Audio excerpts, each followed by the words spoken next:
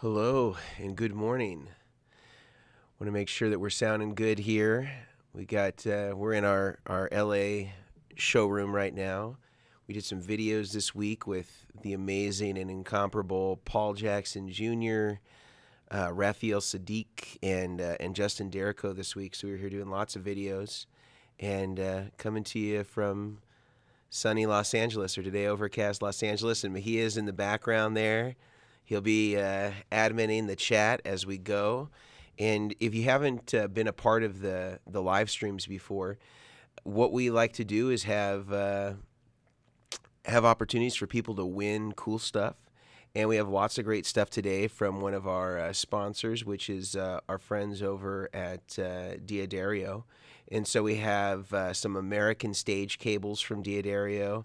We have string winders. We have capos. We have 10s, NYXL versions. I know this says XLs, but they're actually NYXL 3-packs. So we have a lot of different things that we're going to be giving away today. And really the giveaways are all centered around the content from our video from last week, which was, or I guess it was technically still this week, which power supply should I buy? And it was kind of a buyer's guide video to what power supplies best fit your needs, sort of based on the pedals you have and what you're looking to do and where it might work best for you. And so I kind of went through a lot of different power supplies and then gave you recommendations based on what power supply might be best for you, based on your level, based on what you have. So we're going to be asking questions today of you that have to do with the content of that video. Now, maybe you know this organically and you didn't need to watch the video to know and discern between these questions. But about every 8 minutes or so, we'll do another giveaway, and we'll have 5 total giveaways throughout the course of the stream today, which will go roughly about an hour. So I will start the timer for the first giveaway, and about, again, every 8 minutes we'll do a giveaway. And so I want to kind of go through some of the things that we talked about in the course of the video. And some of this might even be maybe a leg up for some of you, maybe a little bit of a cheat sheet, or if you're from my generation, being in high school, a Spark Notes sort of equivalent of abbreviating some of the content in a smaller condensed version. And then, of course, we'll make lots of time to get through as many questions as we can. So if you have questions, this could be related to power supplies, this could be related to buffers, this could be related to troubleshooting your rig.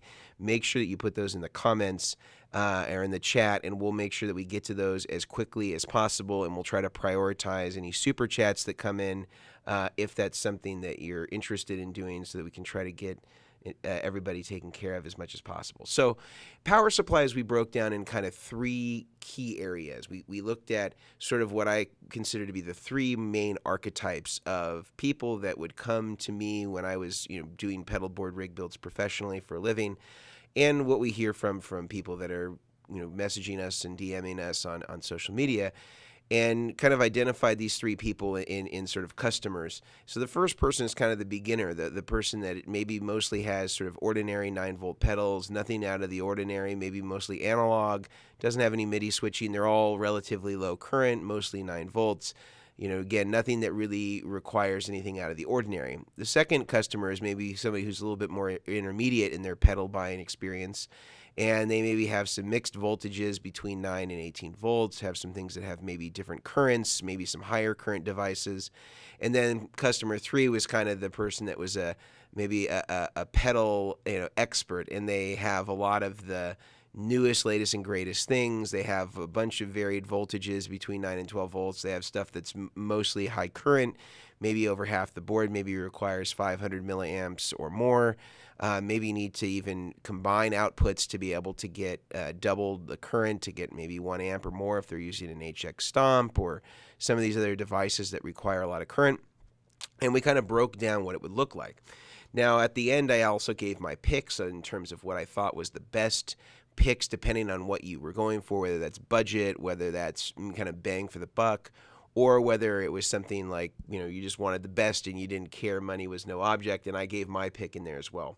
So a couple that I want to highlight here that I think for the beginner, which is still sort of the tried and true, pedal power 2 is still great. And we talk a lot about linear versus switch mode, in that linear is kind of the old-fashioned version of a power supply that was really what we used almost exclusively in our industry until probably a couple of years ago when we first started seeing higher quality switch mode supplies designed for pedals.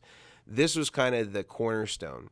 Now, Voodoo Lab did come out with other versions of the pedal power that maybe offered more current and more voltage options, but it actually, even though it offered that, it was sort of a downgrade in some ways because the Pedal Power 2 is the only power supply that offers a steel chassis. So there's limited magnetic leakage from the electromagnetic field.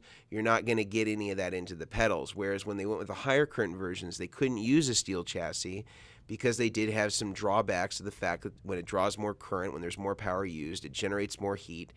And they can use an aluminum chassis as a heat sink. You can't do that with a steel chassis. So they pivoted away from the steel chassis, but as a result, they didn't get any of that electromagnetic shielding because, as you probably know, aluminum doesn't offer any electromagnetic shielding, only electrostatic, so you don't get that benefit. And so the Pedal Power 2, I think, is great and is probably the most impervious of any linear supply that uses a toroid or an R-core or C-core transformer from any of that leakage getting out and causing some noise. So I still think that that's one of the tried and true ones that's really great.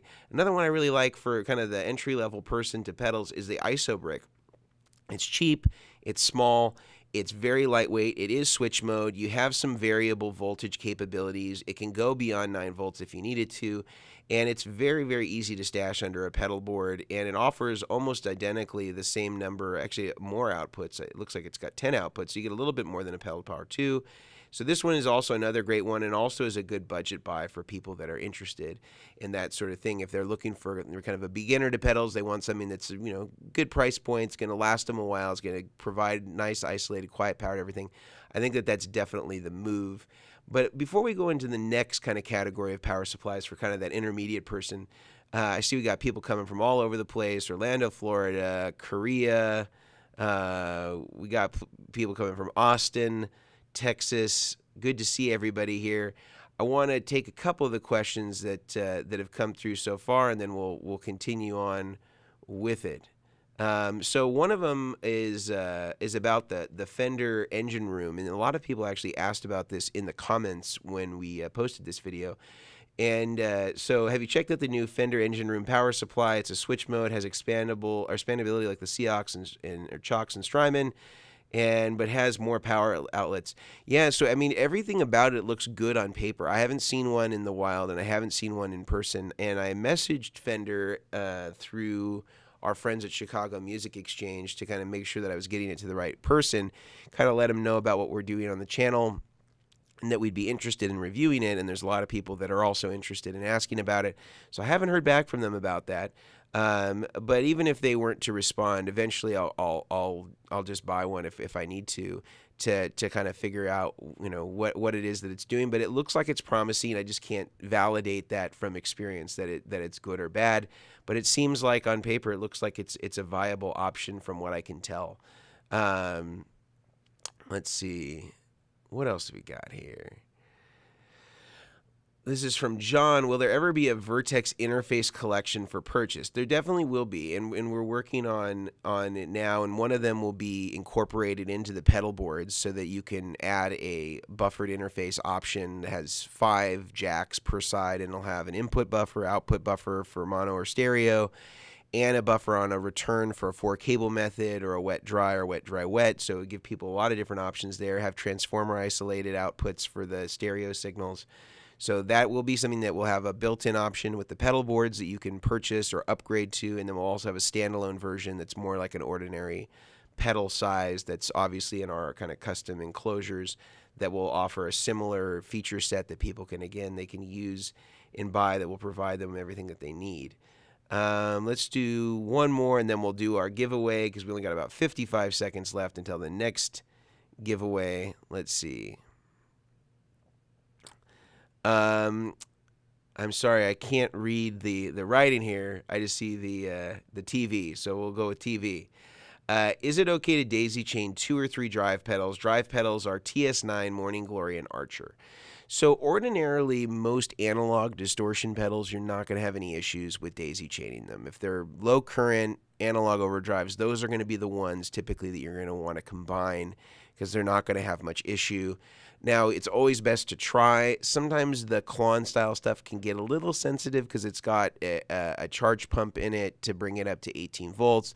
So some people have reported that they've gotten some oscillation from it. I haven't had that problem, but I have seen people say that. So I would say make the cable first, or maybe make a cable that's a 3-way splitter that's maybe just funky that you slap together so you can sort of audition that these 3 pedals are compatible, that you're not getting any added noise. Once you've confirmed that, then make the real one that you want to use. And we are at 0 seconds, so we're going to do our first giveaway. So the way that the giveaway is going to work is I'm going to put a question up on the screen, recite the question. First person to answer it correctly in the comments section is going to win this prize. This is all provided by D'Addario. Big shout out to them and Devin at D'Addario for sponsoring the live stream. We appreciate it greatly. First person to answer it will win. Now, be warned that often the sequence that you input your answer may not be the sequence that it comes into the live stream. So it may appear to you as though you've won. We're going off of what shows up on our end as the first person whose message has come in first with the correct answer. So just be warned, there have been some issues where somebody will see their answer supersede somebody else's and they'll be like, hey, I won, and we can only go off of what comes through on our end, which may be slightly different than what comes through on your end in terms of your sequence versus other people. Okay, first question. Here we go. First question is, what are 2 limitations of a linear power supply? What are 2 limitations of a linear power supply? We talked about this a little bit today already, and we talked about it a lot in the video this week as well. What are 2 limitations of a linear power supply? So we talked about the linear versus switch mode and the benefits of the switch mode power supply and some of the drawbacks of using a linear supply. I want to know what those 2 limitations of a linear power supply. And Mahia is going to be combing through the answers. I've got my floral coffee mug today too. No, let's just announce it. We got Tyler Eads. Tyler, congrats. So you could have said something like, the limitations of a linear supplier. You have, obviously the electromagnetic field, which can create a real problem. And another problem is that you can't get it too close to certain devices as a result of that, or you can't really get it close to wahs because of the inductor in the wah. You'll just get this crazy oscillation from it. Those could be examples of drawbacks. The other drawback is that it has to be much bigger to provide the same amount of power that a switch mode would. Another big limitation is you can only use a linear power supply ordinarily unless it's got a transformer that has different taps for different voltages. You typically can only use them in the country of origin with which they're manufactured for. So you couldn't take a US Voodoo Lab pedal power and take it to Japan or take it to Europe. You'd have to either get a step up or step down transformer of some kind that would help bring up or down the voltage, or you'd have to get a completely different supply that was designed for that country. So if you didn't win there, no problem. I'm going to put it on another 8 minutes on the clock, and we will start over again and do another giveaway. And that person is going to be winning a set of D'Addario 10s. I know it says XLs, but these will be NYXLs, the upgraded version. So you're going to send Mahia your information, your address, your phone number, that stuff, and he's going to put his email address in the chat so you know exactly how to contact him, and we will get those shipped out to you no later than Monday. So let's go to person number 2 now. And again, if you're coming to this new, we're talking about our video for this week, which is a kind of a buyer's guide for which power supply should you buy. And we talked already about sort of the entry-level pedal person that's kind of new to pedals or has kind of a really basic pedal setup, and mentioned the Pedal Power 2 and ISO Brick as great options there. And we got more into the intermediate person. Now, this person, we talked a lot about power supplies made by our friends over at TrueTone. And TrueTone just has so many great power supplies. I mean, the CS12 is a wonderful supply if you have a lot of pedals. It's very budget friendly considering the number of outputs that it has. It has variable voltages for 9 and 12 volts. It has two 18-volt outputs, and it has an AC output. Now, one thing about the CS12 is it's not fully switch mode because that AC side does have a transformer in it, and it has a little slider switch on the back so you can adjust the voltage to go between a 230 and a 120 so that you have to slide that side if you are using the AC side. If you're not using the AC side, then you don't need to switch it over. But that can be really handy for people that use like a Line 6 device, like some of the older versions of the Line 6 stuff, like the Line 6 M13 or M9 or M5. Those are great for that AC output. So can be really handy to have that. But they also have two other kind of true switch mode, which are the CS7, and also they have the CS6, which is like the 6 version, which is a little thinner profile, kind of more along the profile of a CIOKS actually, and is a little bit smaller than this, which can be nice if you have like a small pedal train or something like that and you need something that's really low profile. I think, not only are these great power supplies, but they offer a lot for as little money as possible. So I really like these. A lot of people use them. We talked about the guys over at Exactone, who are some of the best rig builders in the country, in my opinion. They use these all the time. TrueTone is based out of Nashville, so I think they have a good synergistic relationship there, kind of maybe based on proximity. But really great power supplies. I really like TrueTone a lot, especially for kind of that person who's in the middle. There's a mix of a few high current and lower current stuff. And one thing about TrueTone that they claim about their supply is that actually the ratings on each one of the outputs don't necessarily need to be followed that strictly, as long as you don't exceed the total amount of current available in the supply. So even if an output might say 9 volts at 150 milliamps, as long as you could actually power something with greater current than that, as long as you didn't exceed the total amount. I think for the CS12, it's maybe somewhere around 2 amps, maybe a little under that. And then for the DC7, I think it's maybe a little over, maybe 1.5 or 1.25 amps, which is about 1,250 milliamps. So let's take some more questions, and then we'll do another giveaway. And then we'll move on to kind of the more advanced pedal person that's got some fancy stuff and what we recommend there. So let's see. We got this one is from Cinnamon Buns. How would you combine an HX Stomp power supply with a BBE supercharger so I don't have two plugs? Well, I don't know that the BBE supercharger can power the HX Stomp. I don't think even on the higher current outputs, because the supercharger was kind of a clone of a Pedal Power 2. I don't know that you can do an HX Stomp with it, but I don't remember whether the supercharger has a courtesy out or not like the Pedal Power 2 does.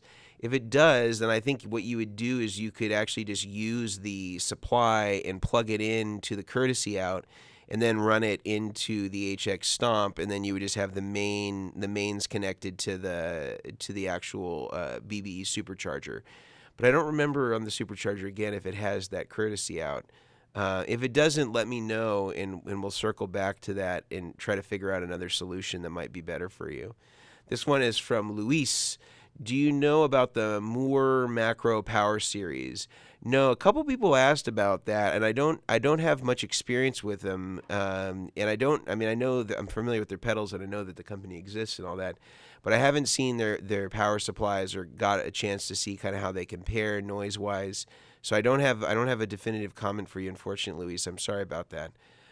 Jonathan, when you first started making rig videos, were you using Mogami 2319 for patch cables? Or you were using Mogami 2319, that's correct. Why did you switch to 2314? Just because it's a thinner cable? So I would use a combination of both, and it sort of depended. It was easier to get 2319 for the longest time. And when we did our cable shootout, maybe that was a couple, what would you say? The cable shootout was maybe we shot that 5 months ago, maybe something like that. I know it aired more recently than that, But that was a really good tell. Like anecdotally, I'd been using 2314 and found it to have good results, and it was nice because it was a little smaller and was great for using on switchers. For a pedal board that's everything in series, it's pretty negligible in terms of assembly time and space availability using a 2314 or a 2319 because you're not running bunches, dozens of wires next to each other like you would in a switcher. So it was pretty negligible there. But in a switcher, it was really convenient to have something that was a little bit more pliable and smaller. And when we did the cable shootout for the patch cables, and we shot it out with all the other DIY available cables, Canary, Evidence, Lava, etc. It was the top two. It was in the top two performing. That and Lava were the highest reviewed, picked overwhelmingly above all the other ones, no matter whether it was a Strat, whether it was a Les Paul, whether it was a high gain or clean amp. And to me, that was a pretty good indication that it was going to be something that was going to be workable for our systems, and that kind of just validated the things that I was kind of already hearing anecdotally. And so having done the test, having it done objectively, having some of the, good pros in our industry that have good ears, Rhett Shull, Kerry Marshall, Dan at that pedal show, Ariel Posen, Corey Wong, we had a lot of great people weigh in on that, and that really convinced me that that was the way to go moving forward. Now, there were actually, to me, being them side by side is not much difference between the two. Like, I wouldn't use either of these as an instrument cable, but on a pedal board, they're pretty negligible, except the 2314s is a lot easier to use, way easier to use on a pedal board, and certainly think it's worth it. I'll do one more question, and then we got 29 seconds until the next giveaway.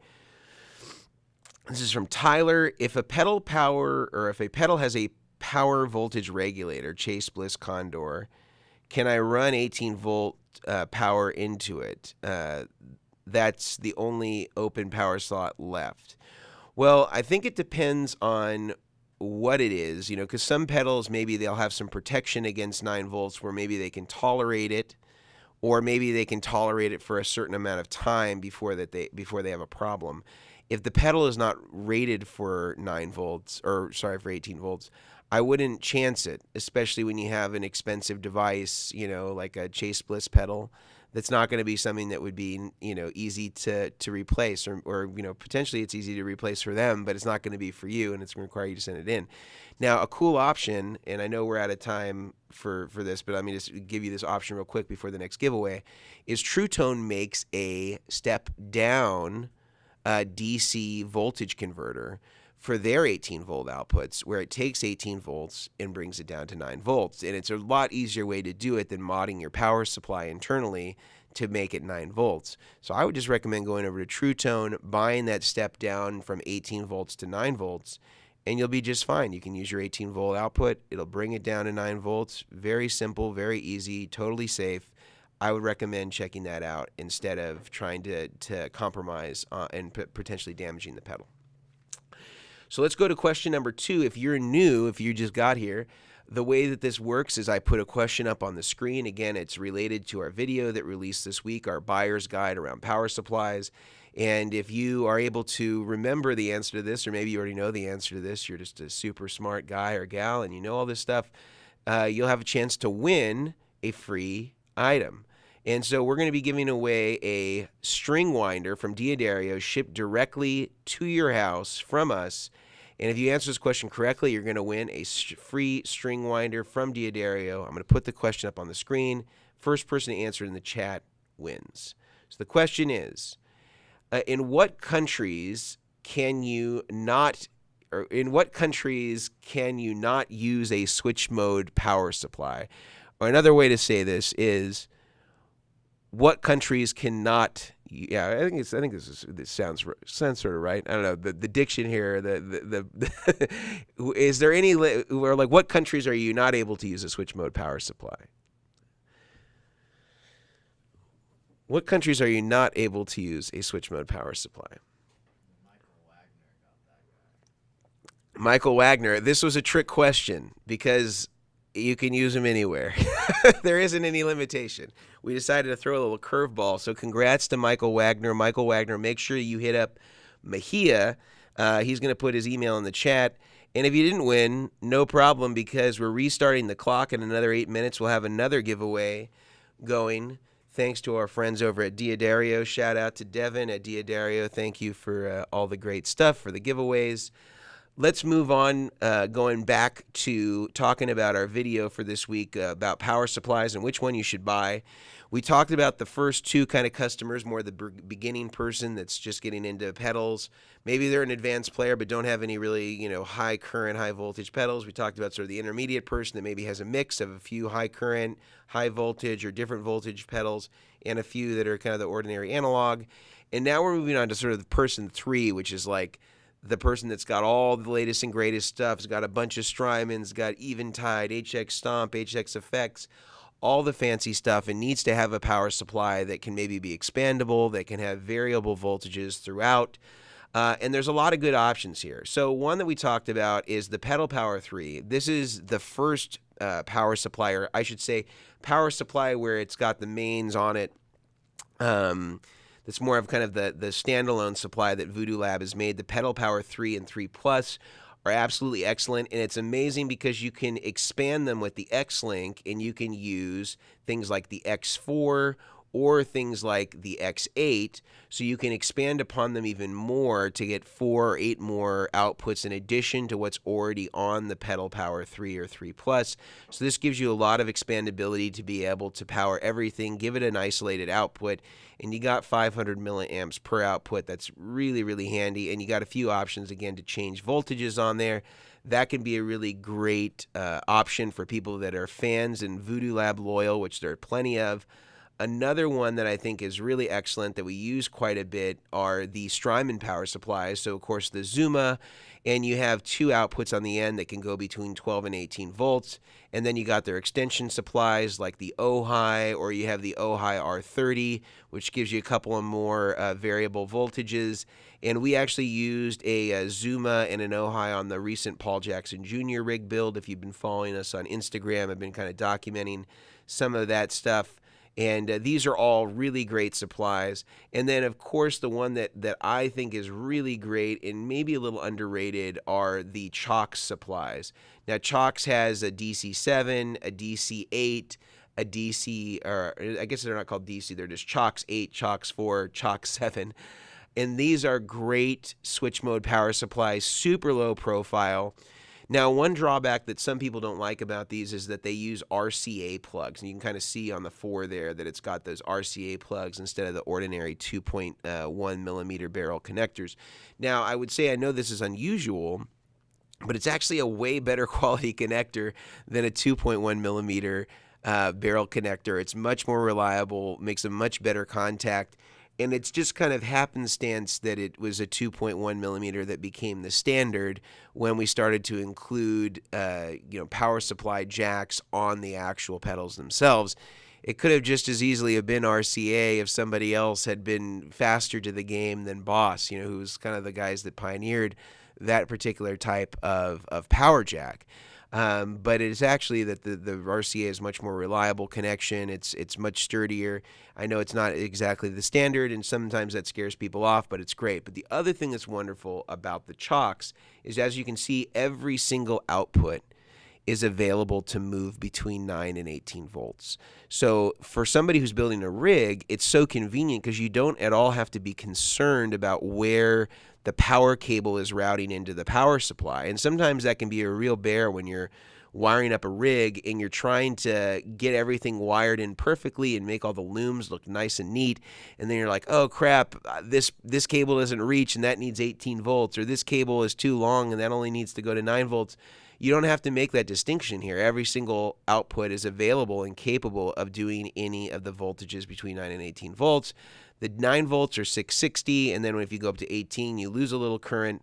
It goes down to 330 for the current on those, but really great power supply. This is what's on my latest rig that you've been seeing in probably some of the videos. I have a CIOKS 7 and a CIOKS 4 together, and they're absolutely wonderful supplies. Really love them.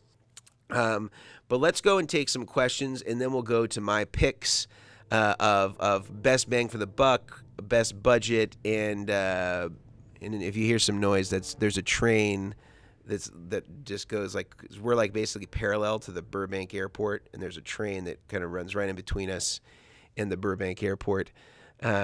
And so anyway, that was that noise. If you heard any train whistling, and when people come here from or who are from out of LA, when the train first starts coming, it starts to kind of like shake a little bit. Let me turn this back. When the train first starts coming, it shakes a little bit, and so people always think it's like the big earthquake, that's like coming back, like the Northridge one when I was a kid. But that was a quick aside. So let's take a few questions here. So let's see. This is from Jason. Why can I hear ticking when I'm sending MIDI clock from the ES8? When I turn it off, it's dead quiet. When I'm sending MIDI to the ES8. Now, you hear it perpetually. I don't know if you're hearing it perpetually. So sometimes, here's a weird thing I found recently with certain devices. I hadn't really seen this before, but it was interesting how the problem was solved. So ordinarily on MIDI, when we're talking about guitar pedal stuff, you really only need two connections. You really only need, like if you're looking at the MIDI pin, I'll show it to you this way. You really only need these two outside ones, and the middle one is really just for the shield.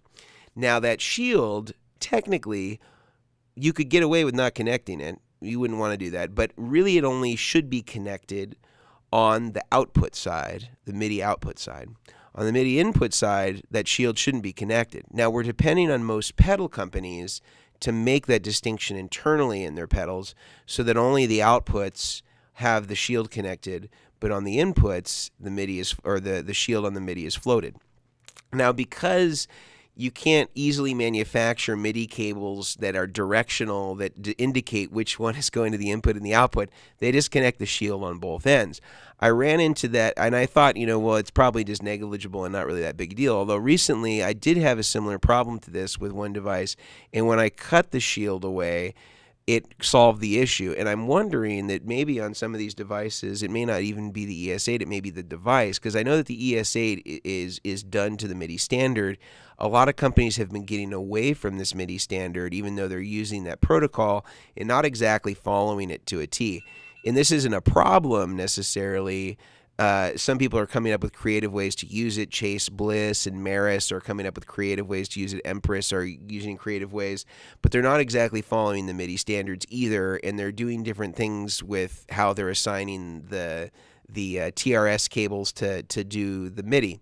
So I've seen in some circumstances where floating the shield, if you have a DIY MIDI cable or you can make one, floating the shield on the input side can sometimes solve that problem, because again, the shield should only be connected on the output side based on the MIDI standards. So, and we're relying on the pedal companies to float it on the input. So, and some of them are doing that, and so that could be part of it. I'm not saying that it is. It could also be indicative of some of the other gear that you're using. I would start, Jason, by just isolating it, just trying the ES8 by itself and not using anything else, or just have guitar into ES8, out of the ES8, no loops used, into the front of your amplifier, isolated power supply, connecting it to one device that you think is responsible for the ticking. See what happens. Trying to isolate that down will be helpful. But we're out of time for this giveaway, not for the stream. And so it's time for another giveaway. And so again, the way this is going to work, I'm going to put the question up on the screen. First person to answer this correctly in the chat is going to win a capo from Diadaria, the Capo Plus. We use these capos here ourselves. They're great, very reliable, very robust. I'm going to put this question up on the screen. First person to answer it correctly in the chat is going to win. So the question is, name two types of power supplies. This should be so easy. We've said it already in the stream. Name two types of power supplies. First person to get it right wins the capo.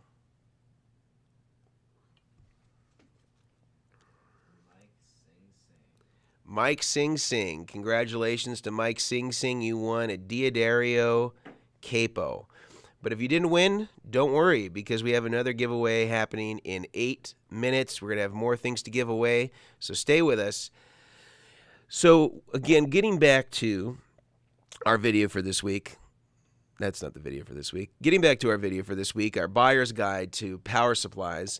At the end of identifying the 3 kind of common archetype of buyer, the beginner to pedals that just has basic 9 volts, the intermediate that kind of has a mix of 9 to 18 volts, just a few maybe high current, high voltage stuff, and then the advanced person that's really got a lot of high current stuff, got some, has to combine maybe outputs to get enough current to power some of these higher current devices. I wanted to go through and kind of give my picks for what I thought were sort of best in 3 categories. So the first one being the budget category. And I think without a doubt, the ISO brick is by far the best budget option. It's one of the cheapest one out there. It has the most outputs. It has variable voltages, has plenty of current to power most rigs. I think it's an absolute godsend for people that want something reliable, small, lightweight, switch mode, works anywhere in the world, and is a really affordable option. I think for the best bang for the buck, unquestionably, CS12 from True Tone is the move. It's very reasonable for what it provides. It's partial switch mode, partial linear. Again, the AC side of this is linear, but man, what a great supply. Does a really great job of providing high quality, low noise power to your pedals. I use this power supply a lot. As I said, some of the best in the business. Exactone uses these all the time. And again, there's also the CS7, which is another option, and the CS6. If you don't need 12 outputs, these are all really great buys for what they are. And then my pick for my favorite supply, I think I got to go CIOKS. And the main reason why I'm going CIOKS in CIOKS 4, CIOKS 7 is from a pedal building perspective, it's so convenient, again, to have every single output be variable in voltage and have the same amount of current. I just don't have to be concerned about doing anything out of the ordinary or having to be overly strategic about wiring looms when it comes to power, because I can get everything that I need. And if I change a pedal in a position and it requires a different voltage, I don't have to do a whole ship change of the pedal board to make it workable. So this is just such a great convenience. It's really low profile. I mean, when you see the side profile of these, it's 1 inch high, super small, just a great overall supply. I really, really love the CIOKS. But let's get into some more of the questions here. Make sure you load up the questions in here. I'm going to try to answer as many as we can with our remaining time. And, we still got about 20 minutes left in total. We're going to try to go for about an hour. I might go a little over if we need to. And we got another giveaway in 5 minutes, so stay tuned for that. Let's see. This is from MSG Flava. I think this is, can you speak to the build where you modded a one spot so that it could be daisy chained to another one spot to use only one IEC cables? Is this technique moot due to the CIOKS and Strymon style power supply? Okay, so on that supply, what I did is I took an IEC cable. I think I took an IEC cable and opened it up and took the wires and basically wired it from the internal part of the IEC jack, drilled into the housing of both of the power supplies, and fed those wires through to the other side, so it was basically just paralleled off of one output. Now, I don't recommend that anybody try that at home unless they know what they're doing, because you could very easily injure yourself. And then you need to put an IEC cover on the back of the unused one, because that will be active and you could electrocute yourself if you weren't careful. So make sure you do that. And I think that I have listed on our descriptions a link to the plugs for an IEC. So it's designed and cut in the shape of an IEC plug, and it will just cover the back of the power supply, so you'll never have to worry about it ever again. That's what I did there. Now, with something like a Strymon or a CIOKS or the Voodoo Lab Pedal Power 3 and the X8 and X4, you don't need to do that because they have their own extension cables. Now, the downside to those extension cables is that you're still drawing off of the mains coming into the primary power supply, Whereas when you're doing it the way that I did it with the True Tone, they each have their own mains, and we're just paralleling off of the mains that are coming in the same way that you would with a power strip in essence. So you could have, and like what I did with the Raphael Sadiq board, is I just wired 2 Strymon Zumas into a power strip, and the power strip was the singular output. When you're doing it with the CIOKS or the Strymon or the Voodoo Lab, you still will be drawing off of the main current source that's available, and that's why the CIOKS has that handy feature of having that percentage, because you know how much of the total amount of available current you're drawing against. Even though all the outputs are isolated, you still have a primary pool that you're drawing current against, and so you can't exceed that. Strymon doesn't give you that indication, nor does Voodoo Lab, but you're still drawing from that main source. But for most people, they're never gonna draw over that amount, and so that's probably why they're not doing it and why it's not a concern for them. But I would say, to answer your question, in most cases, it's not something you need to be concerned about. I wouldn't modify those unless you really know what you're doing. I just recommend getting a CIOKS, getting a Strymon, getting a Voodoo Lab Pedal Power 3, X4, and X8. And your work will be done, and you can do it with the provided cables that they have. You don't have to drill anything. It's a huge pain in the butt, and I don't recommend doing it. In fact, I probably wouldn't even do it now, even if that were something that were proposed. I would just say, let's just get something that already does this. Let's see. Do I need a buffer if I use a Helix? This is a good question. I would say it depends. So if the Helix is driving balanced, like some people are using balanced out of the Helix, or they have conversion boxes if they're using different versions of the HX that convert it to balanced, then you probably don't need an output buffer. I think they have an input buffer selectable impedance or something like that on the Helix, so you can adjust the input buffer impedance to what you want. I don't think you would need one if that's all you're using. If you're going to decide to use other pedals and things like that with the Helix, then you would consider it. But I think if you're only using the Helix, I don't think it's something you need to worry about. What do you think of the Joyo JP04? Should I upgrade? I don't know the Joyo JP4, so I don't know that I could tell you to. I don't know that I could tell you that it's good or bad. This is from Felipe. I have my pedal board with buffers at the input and output, a 20-foot cable in front of the amp. I have an EQ and a gate. Should I use buffers before and after these two? So you have a pedal board, you got buffers in the input and output, then a 20-foot cable in the front of the amp, and then you have an EQ and a gate. I'm guessing you're saying the EQ and the gate is in the loop. From what you're saying, I don't know if that's what's happening here. Well, if you have, let's just pretend it's in the loop. If it's in the loop, then you could use a buffer on the return going back from the EQ and the gate. But normally, if you're using like a high gain amp, you would want to put the gate so that it's gating the preamp section in essence. And so with the gates that have a loop in them, like an effects loop in essence in the gate itself, you would put the send and return of the gate so that it was going through the input of the amp and it was going around the preamp output so that you could kind of control the noise that was occurring inside of the preamp. If you're using it in front of the amp and you're generating gain from the pedals and you need to gate that, then I would loop around the distortion pedals so that you can gate out the noise that's coming from there if you want to use it.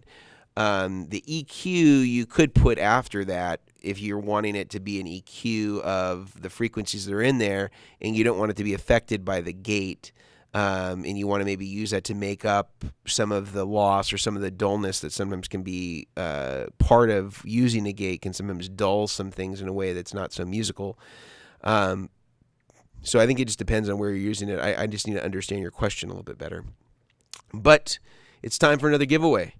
So we're going to go to another question here related to our video that released this week about which power supply you should buy, kind of a buyer's guide. If you didn't get a chance to watch it, you should definitely head over and check it out. So I'm going to put a question up on the screen. First person to answer it is going to win. And what do we got? What's our next item? we're going to win a cable, an instrument cable from D'Addario, American Stage Cable, 10-footer.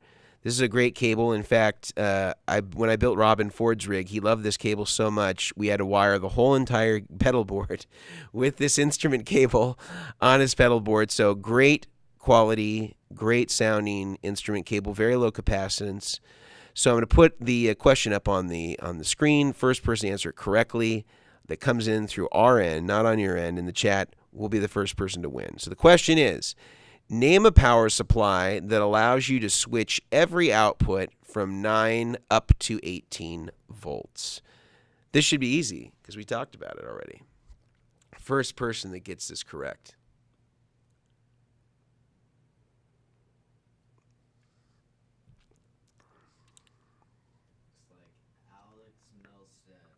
Alex Milstead.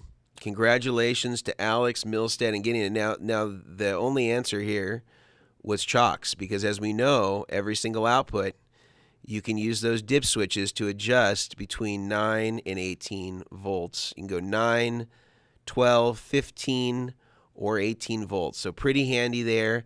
And if you didn't win, no problem, because we have another giveaway in 8 minutes. So we're already through kind of talking about the video and completion, so we don't need to really review anything else. I really want to use the remaining time we have, about the next 15 minutes, just get through as many of the questions here as possible. I'll go a little over if we need to, but really want to try to get through as much as we can. So let's go to Keith Sanchez. I have an MXR ISO brick. What are the issues with it? There are no issues with it. I recommend it. Martin Shelton, reasons for my effects loop sounding out of phase in my amp. A PRS Archon that has an effects loop fix. Just getting into pedals, very annoying, from Asheville, North Carolina. Hey, Martin. So it's sounding out of phase. Well, presuming that everything is coming out of the same speakers, I don't know that you would necessarily hear it as out of phase if it's just one amplifier. If you really thought that was what was happening, you could put some. So I mean, this isn't really going to fix it because we don't really hear absolute phase. But let's just say you put some sort of isolation transformer that had a polarity control or phase control. You could try flipping it and see what it does, and seeing whether you felt like it all of a sudden fixed the issue. Another poor man's way of doing it is you could wire an inverted speaker cable and seeing what happened, but I don't think you would hear this relativity if you're just running 1 amp. So I guess I would want to know exactly what it is that you're hearing, and maybe send us a video or something like that. Like email our customer service a video, and I'll listen to it. If you have an example of what you mean, if you can record it and show me, and it should be easy for you to identify on the waveform if something's out of that's in the wrong polarity. So try that. And the other thing it could be too, and I'm just trying to troubleshoot this for you a little bit, try putting just a cable from the send to the return, just a short cable with no pedal in it, and see what happens, because I'm wondering if you have some sort of latency from a device that's in the effects loop that maybe it doesn't have an analog drive-through, or I don't know if that's a parallel effects loop and not a serial effects loop. Sometimes you can have a problem when you're using devices that don't have analog drive-through in a parallel loop, and it's not able to get that analog drive-through, and you can get some weird latency going on there. So let me know about that, and you can email us at info@therigdr.com, and I'd be happy to take a listen and see if we can't give you a suggestion on what it might be. Let's see.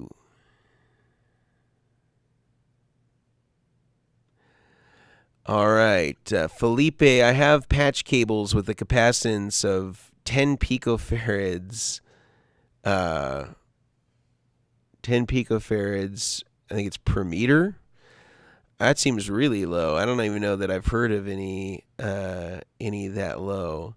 I mean, ideally, I guess the lower the better, but I think realistically, anything between maybe 20 to mid 30s is probably going to be fine, especially with a buffer there. And we learned about this in our video about the patch cable shootout, that once the buffer was introduced, the difference between one patch cable and another almost became unintelligible, completely negligible in the system. So just a heads up on that. This is from Ben. His comment ended on a second part of it. It says, I have a Qtron Plus on my board and an Eventide time factor with different size cables. Was wondering which power supply can power both of these. If not, how can I power both of them at the same time? Almost every single one we talked about today could do it. So CIOKS, for example, let's say you wanted to go CIOKS. You would just use 2 of the 12-volt outputs, and you would just combine them in series. And CIOKS, I think, makes a series cable that you can get 24 volts out of to power the Qtron. And for the time factor, I think you just use ordinary 9 volts, and I think that 660 will power it for sure. And then I think it's just a 2.5 millimeter barrel plug on that, and CIOKS comes with that. So CIOKS would work. The ISO brick, same thing. You have 2 12-volt outputs here that you can set with their variable voltages. You combine those two to get 24 volts. And I think also it is a 2.5 millimeter barrel on that one, maybe. But I know the polarity is inverted. And so there's cables for that. So this would totally work. And for the Eventide, I don't think it draws more than 400. And if it did, you could combine 2 of these as a current doubler and make it work. So that would work. You could use the ISO brick. Zuma would also do it. You can use 2 of the outputs on the right that have 12-volt selections. You can put those in series to get your 24 volts. You can reverse the polarity and make that work for your Qtron. And you can use any of the 9 volts to power the time factor. You just need to get that 2.5 millimeter barrel. And Paddle Power 2 would also actually work. You could use the dip switches for anywhere between 1 and 4 to get 12 volts out of those. Put those in series to get 24 volts. Flip the polarity so that it works. And you could use 5 or 6 to power the Eventide. And I think that you might need to put those with a current doubler, but that'll still work. And it really goes on. All these could work. Yeah, it takes a little finagling with some of the cabling. But I have a video that shows how to do all that stuff. So how to make your own series, voltage doubler cables, current doubler cables, all that stuff. Oh yeah, and just a reminder, if you won the giveaway, definitely make sure you hit up Mejia. All right. This is from Ashley Smith. What can cause noise with guitar signal off or tuner on to suddenly appear with your guitar rig amplified by every pedal, ruled out pedals, cables, voltage, supply, AC? So what can cause noise with the guitar signal off and tuner on? Well, so if the tuner is first, you still have all of any of the effects that are running that may have buffers in them or have some sort of active circuitry all the time that are following the tuner. So unless the tuner were to last, it's not muting everything after it. It's only muting the guitar that's coming into it. So maybe it would take away any hum or 60 cycles that you would be hearing from the pickups or something like that.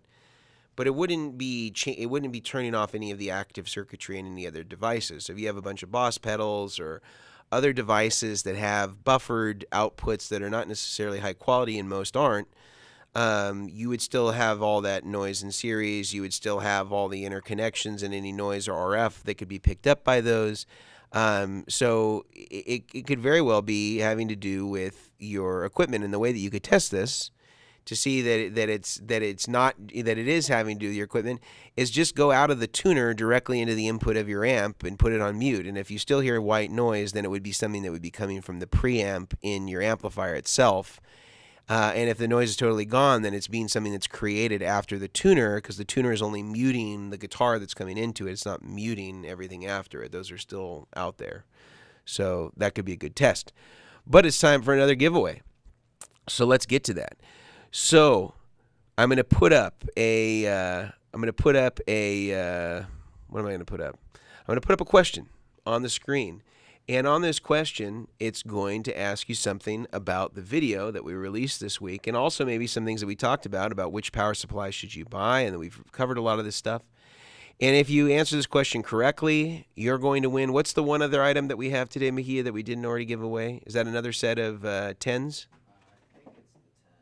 Yeah, so we have another set of NYXL 10s. I know it says XLs here. It's a 3-pack.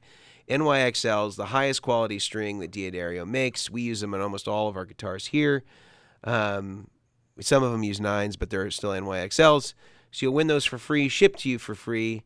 First person to answer correctly on our chat wins. Sometimes your chat might show you coming up sooner, but we're going off of what comes in on our end. So the question is, name 2 auxiliary power supplies. So these aren't principal power supplies where the AC mains come in. These are sort of addendum power supplies that you can expand upon an existing kind of primary power supply. Name 2 different models of auxiliary or extension power supplies. First person to answer that correctly is going to win a set of NYXL 10s from our friends at D'Addario. Paul Rose. Congratulations to Paul Rose, our winner today of our D'Addario NYXLs.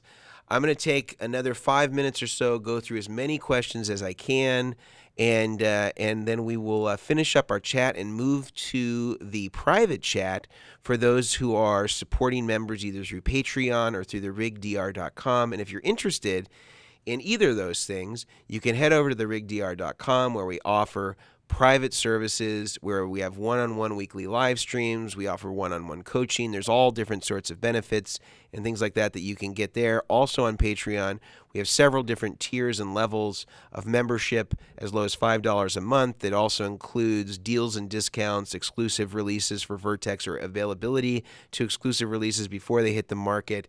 You also get to be a part of our live Q&A every week.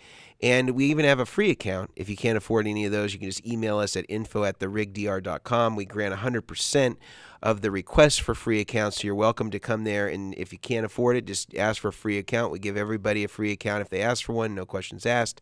So definitely check that out, and feel free. Don't be bashful about asking for a free account if you need one. We are happy to give them to you. You get all the rights and privileges of the $5 level on Patreon at no charge. So let's go through some more questions.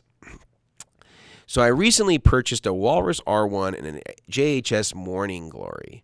No matter how I pair them, there's always a high-pitched whine on the reverb, decay, and trails. They're powered by the ISO brick. Troubleshooting tips. Okay, so I think that the first thing you need to make sure is that when you're pairing them together, that you're just trying them by themselves. So guitar, Morning Glory, Walrus, Walrus in front of amp. Don't introduce anything else yet. Those are the only things that you need to have plugged in. That's all you want. First thing I would do is try that. See if the noise is there. If the noise is there, remove the Morning Glory. Try putting another overdrive device there and seeing if you can reproduce the oscillation with any sort of additional gain or any sort of high-pitched sound with the same amount, roughly the same amount of gain. So we're just trying to ID here whether it's the Walrus that's responsible for the problem or whether it's the Morning Glory that somehow has this weird interaction with the Walrus. And so I think that's the first thing to check out. Also see if the Walrus by itself might produce this if you really put a lot of signal into it. These are all things that could be possible. The other thing I would say is, that it could be something somewhere else in the chain. You might want to try different cables and just to make sure that that's not causing an issue, just to double check that doesn't have anything to do with that. I would start there in terms of troubleshooting that stuff if I were you. What about Mission Engineering? I don't. What about them? What are we talking about? Skylar, I've been looking for an AC pedal to plug into the AC jack. Would love suggestions for AC pedals. Well, I know that CIOKS makes a few different options for AC that you can check out, and then of course we talked about the CS12 has one AC output as well that you could use to power some AC related pedals that are 9 volt. Can the battery power supply 2 be powered with an existing power supply? Absolutely. It's designed to be any power supply that's 9 volts can feed the input of it, no problem. Costas says, I use Mogami 2524 instrument cable with Nutric Gold plugs, but not the silent ones. The silent plugs help remove noise while playing. No, they do not. It's only valuable when you unplug, so it doesn't have that open. Let me restart that. It's only good so that you don't have that sound of just like an open cable that's just floating and buzzing and stuff like that. So you don't need it. You don't have any. There's no benefit in terms of the sound quality. In fact, the non-silent plugs are more reliable because a lot of times the little shorting switch fails a lot on the silent plugs. What I think of the Walrus audio supply, I think it's fine as long as you keep it away from stuff. It's a linear supply with a aluminum chassis, so it doesn't have a lot of it doesn't have any electromagnetic shielding. And Total Evo 7, we need help soldering RCAs for the CIOKS inputs, given the same mods as the barrel end connectors. And really, it's the same technique, Total Evo. The only thing that's different is the tip and the sleeve are reversed on the RCA connectors. If you're going to modify an existing, like a Voodoo Lab plug or a Strymon plug or something like that, or Strymon cable, you just need to reverse the ends. Other than that, it's the same thing. We'll take a couple more and then we'll finish up and go to our private Steam. This is from Jordy. Can the MXR ISO brick prevent hums for the timeline? I've been struggling because I don't know if to go with the ISO.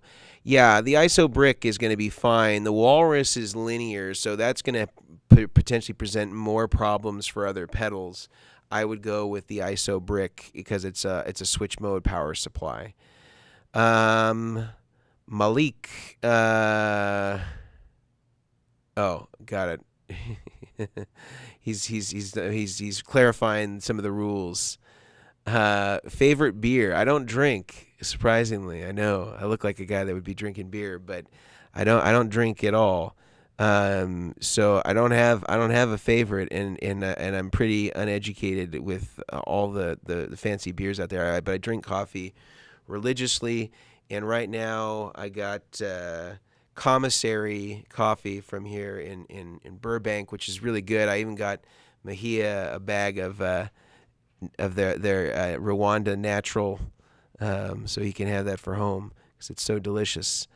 We'll do one last one, and let's see. Why is there no media around the new Fender engine room? I asked Fender the same thing. I said, "Hey, let's make some stuff of this. I want to review it. People are asking. Well, I hope they get back to me. We'll see what happens." Guys, it was wonderful speaking to you all. I apologize to any of you, and it seems like there's a significant amount of people who I didn't get through. If you have any question that you wrote on the chat and you didn't get it answered, please, please, please take the next few seconds to copy it and paste it in the comments, and I will get to it over the course of this weekend. I promise I will try to get to as many of these as possible. I'm not trying to not answer your question. I'm happy to help. Please do copy it. Put it in the comments. As soon as we finish the chat, I think you can do that. So just copy that question now. Find it, scroll it, get there, copy, paste. Have it ready. When I end the chat, you'll be able to post that into the comments, and I will get to that question over the course of the weekend. And I would be happy to help you with whatever the question might be if we didn't have a chance to get to it. If you didn't have a chance, please make sure you give us a thumbs up. That helps us tremendously in terms of the reach of this Q&A and commentary, and we greatly appreciate that. And if you're going to join us on the private stream, Mejia will send out the link to you if you're on Patreon or one of our supporting members on therigdr.com, and we'll start that momentarily. So thank you, everybody. Have a wonderful weekend, and we'll see you next week.